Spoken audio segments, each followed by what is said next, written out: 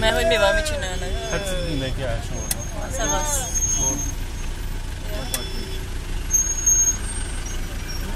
Nem tartunk, akkor felmegyünk, aztán utána majd lejön.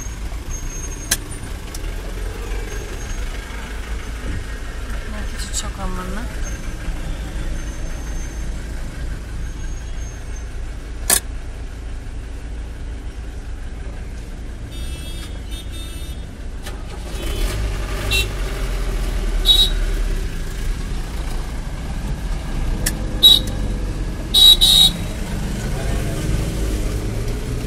Trabacsos tudsz?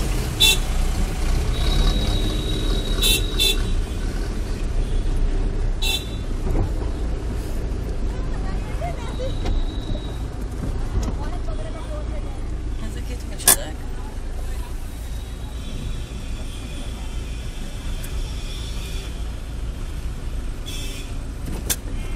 Ez megmutató, hogy a kéziféket behúzza és meggurulunk hátrafelé. Ilyen apróságokon nem szabad fennakadni. Ne, eszembe sem volt. Engem inkább az aggaszt, hogy ez a sok kocsi, ez kocsinként 4-5 darab hídot rejt.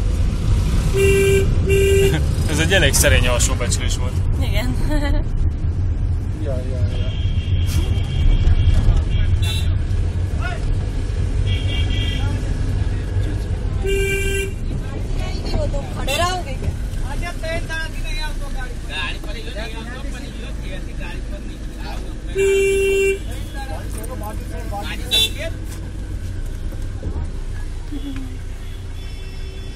Hát így lépésben haladunk Lefelé.